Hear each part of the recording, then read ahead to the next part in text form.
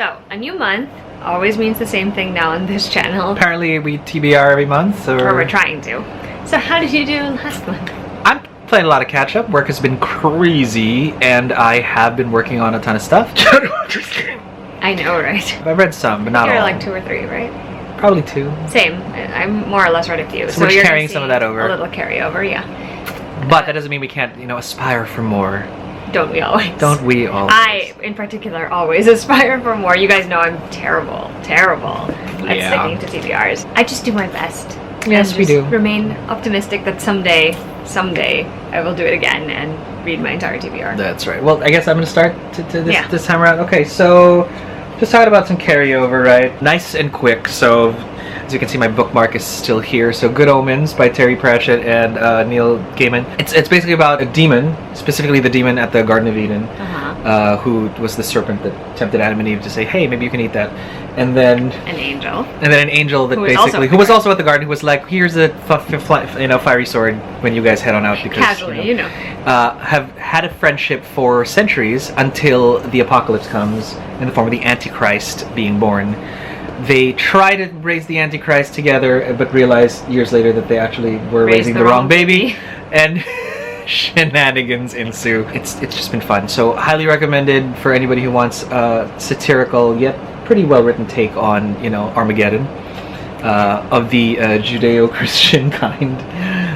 And then that's a pretty fun thing. The other 2 carryovers that I have would be Jinxed by Amy McCullough. It's basically a story about a young girl who, it lives in sort of like a technologically advanced world where they have things called Bakus, which are basically customizable pets. So think like mechanical Pokemon, basically. Yeah. And a super hyper advanced one sort of lands in her lap and she ends up fixing it, right? So, of course, they want the prototype. It's a fairly typical plot, so lots of good reviews. So hoping to get into this and, get it out of the way. And, of course, highly anticipated Angel Mage by Garth Nix. To this day, so that I do not get spoiled, I'm not reading like the blurb, so I don't know what it is exactly, but I do know that it's sort of YA. I do know it involves angelic, I want to say magic or leanings.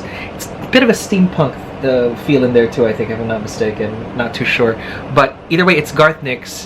This is his most recent book. I'm a huge Garth Nix fan from the Sabriel era, and it is absolutely a joy to do that. Lastly, just want to do a shout out before I turn it over to Alexa for a bit. 2 DC graphic novels, both from what will soon to no longer be DC Zoom, and will probably become DC Kids eventually. So this is Black Canary Ignite, a story about 13-year-old Dinah Lance, who I love so much. Like, at first I was sort of like, reading Birds of Prey, specifically the Gil Simone arc, I thought, gee, 13-year-old Dinah Lance with her own little band, I mean, in middle school, junior high, what's that going to be like? And I actually got into it, and I'm starting to get into it, and it's pretty, I like it. It's a nice sort of take, especially because Mommy Lance is in here, and I think it's just so great, the dynamic and the reveals that happen, so that's pretty cool. And of course, Dear Justice League, where a bunch of kids tweet or text or email random Justice League members questions that they answer in a heartfelt way. So fun little projects to go read. For me, I guess I'm going to also talk about the 2 that I'm carrying over from June. So, as you guys probably know by now, in June I was not well for a while. Yeah, that was terrible. I did do a lot of reading, but it wasn't for fantasy. It was mostly contemporary, because that was what I wanted to feel better. And so 2 of the books I mentioned on my June TBR are now being pushed out into July. There is Scavenge the Stars by Tara Sim. This one is The Count of Monte Cristo, retold in a YA fantasy book, which I'm here for. I tried starting this one actually, and I was interested in it, but I couldn't keep my attention on it just because I wasn't feeling so well. Yeah. So I am looking forward to restarting it and then hopefully falling in love with it. And then The Starless Sea by Erin Morgenstern, saving it for the moment, which I'm starting to feel like I want to be immersed in a deeper fantasy world, because this one is set in a world where the main character finds this book, and this book basically chronicles parts of his life that he didn't even know about, so it's going to be so fab, I can already tell. And now we're going to move on to the rest of Matthew's TBR before I go into my... Which is really just a short piece, and I'm going to whip them all out right from the get-go. So I have the Player's Guide and I want to say the Game Master's Toolkit for City of Mist. City of Mist is a tabletop RPG that just sort of came out recently, where basically ordinary people, legendary powers is the tagline, and you basically play a bunch of ordinary folks who sort of have, you know, divine aspects to them, where they're channeling myths and legends and sort of in a sort of like a noir, you know, urban feel. I'm reading that in the context of the Player's Handbook from Dungeons and Dragons. If you guys have seen this, talk If about you've that seen one it, before. if you've seen this, so this is basically how to play Dungeons and Dragons if you're a player, how to create characters, all of that kind of stuff. I'm also reading that in the context of Fate Core, where you've got City of Mist, which has its own sort of gaming style set in urban setting. So I want to know about urban setting type games. You got Dungeons and Dragons, which has one of the cleanest, nicest battle systems in a while, where you've got characters and they level up, and that's pretty cool.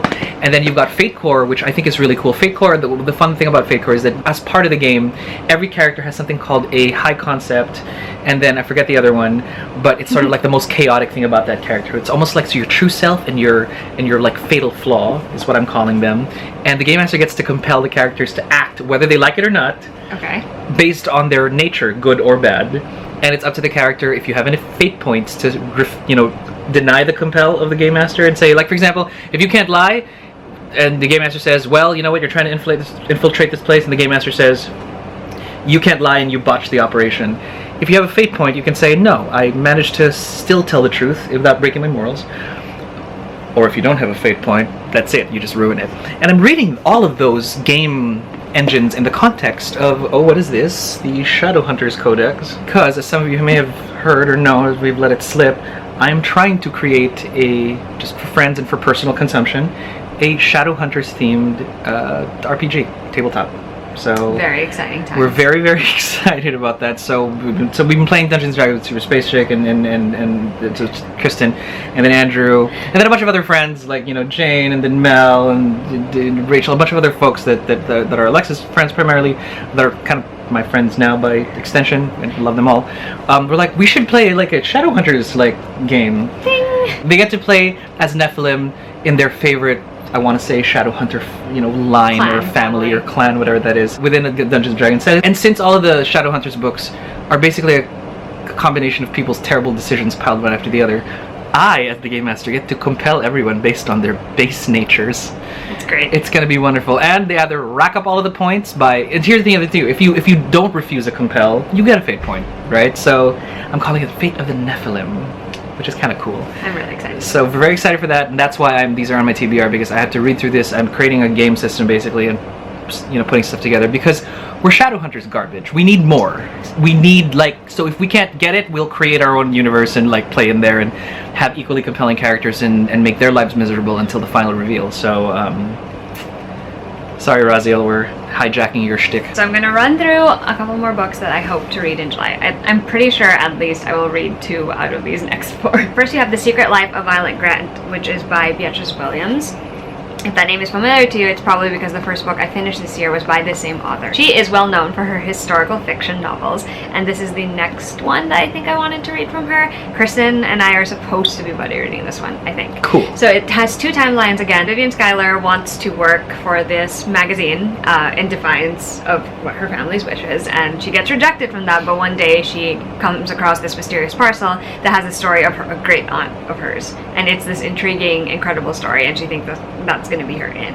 And so the other timeline is her great aunt, who is named Violet Schuyler Grant, and it tells her story in the past, and it just sounds so fascinating, and I'm so looking forward to reading it. And then you guys know Sorry. I am co-hosting Fairy-a-thon with Mel from Mel to the Any, Jane from It's Jane Lindsay, and Kristen from Fairy-a-thon. We read Tithe in June. We're reading Valiant in July, and that is the second book in her Modern Fairy Tales series. I don't really know anything about this book except that 1, it's actually set in New York, and 2, it's actually about a different set of main characters.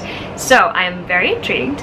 I liked Tithe okay, but it wasn't like a new favorite for me, so I am curious to see how I'm going to feel about Valiant. And as always, I asked a friend of mine to pick something for me to read this month, and I got her to pick 1 book, but she also gave me a conditional to this, so I decided I would just go ahead and put both books that she wants me to read onto my TBR, because why not?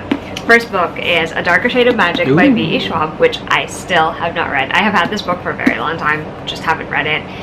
all I really know about it is that there are 4 different Londons, and they have different levels of magic available in them. Nice. And there's only one person, at least as far as I know, named Cal, who can jump between these Londons and deliver things. Very so nice. I'm intrigued. Don't know much more about the story, so I will be reading this. I don't know if I'll go straight into reading the rest of the series.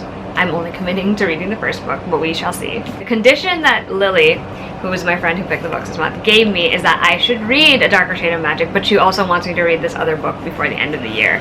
And Maki really enjoyed the series. It's to this date one of the best book reviews I've ever written in my entire It is true. life. I will Not link that to I'm that below. some savant at writing book reviews, but I'm very proud of my review It's of a this very book good series. review. The book in question is Alcatraz versus the Evil Librarians, which is by Brandon Sanderson. And it's basically exactly what the title says. It's Alcatraz Versus the Evil Librarians. I like how a book is kind of straight. It's like Kill Bill. The plot and the title are all one and the same. And since Alexa is a new Brandon Sanderson fan, after having read I read Mistborn, Mistborn. I would like to think that this is an extreme departure It is. from It Mistborn. seems like it's gonna be. It is nothing like Mistborn is gritty and fantastical and beautifully crafted. This is a college kid on shrooms. Anyway, those are all of the books that we both intend to read this July, barring any temptation from any other books that are on our TBRs, because Or that terrible doesn't work happen. circumstances that mean Or I have terrible to work work extremely late and cannot read a single book ever. I know, Right. sadness. If you guys have any, comments about what we're choosing to read in July, or if you've read any of these things and want to tell us your feelings, Or want to derail us because there's better things to non-spoilery, read. thank you. Yes, not spoilery. Let us know, Yes. and we'll see you guys in our next video. Bye.